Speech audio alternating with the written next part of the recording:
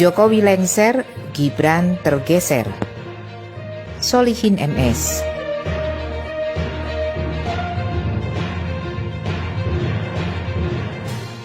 Tulisan ini diasumsikan jika Prabowo sekarang masih Prabowo yang dulu. Seperti ungkapannya, saya sekarang masih seperti yang dulu. Maka beberapa bulan ke depan, Prabowo akan jadi musuh Jokowi. Kezaliman Jokowi sudah terlampau parah, bukan saja terhadap Prabowo di Pilpres 2019, tapi juga terhadap PDIP sebagai partai yang membesarkannya, juga terhadap Anies yang dirampok di Pilpres 2024, terhadap Habib Rizik Syihab, terhadap 6 laskar FPI, terhadap jutaan rakyat Indonesia yang terus dizalimi dan disengsarakan. Selama kurang lebih 5 tahun, Prabowo bersiasat menempel Jokowi sebagai pembantunya sampai akhirnya Jokowi masuk perangkap Prabowo.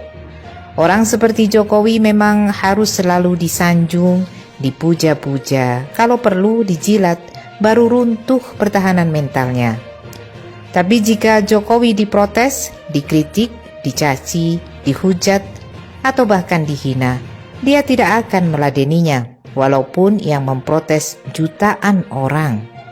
Kulit dan mukanya sudah berubah jadi muka dan kulit badak.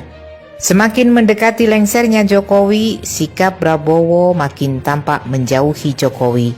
Banyak sinyal yang bisa kita tangkap dari sikap Prabowo kepada Jokowi belakangan ini, juga kepada Gibran dan kepada Kaesang. Sampai saat ini, Prabowo membiarkan Gibran nganggur, tidak diberikan tugas apapun dalam penyusunan kabinet.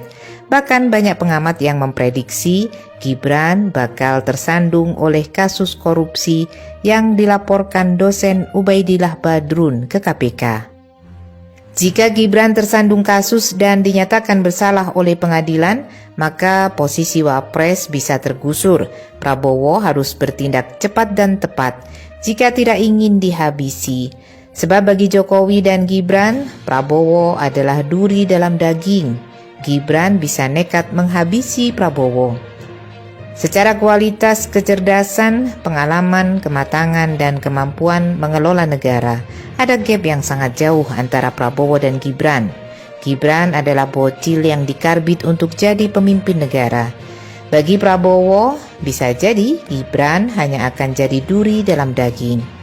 Demikian juga sikap Prabowo terhadap Kaesang. Secara hati nurani tidak mendukung Kaesang dan jelas lebih memilih kadernya dari Gerindra daripada harus mengusung Kaesang di Pilgub DKI Jakarta. Tapi lagi-lagi Prabowo harus bermain cantik sehingga sampai masa akhir jabatan Jokowi nanti tetap percaya dan tidak membuat langkah dramatis yang membuyarkan semua siasat Prabowo.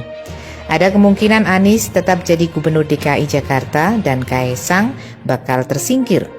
Siasat ini juga sedang dimainkan oleh Golkar yang tidak mendukung Ridwan Kamil maju di Pilgub DKI berpasangan dengan Kaesang, tapi mendorongnya maju di Pilgub Jabar. Jika Prabowo masih tetap sebagai seorang prajurit, pasti dia akan mengutamakan kepentingan bangsa dan negara daripada harus mengikuti kemauan Jokowi yang justru bertujuan meruntuhkan negara dan membiarkan Cina mengambil alih semua kekuasaan di Indonesia.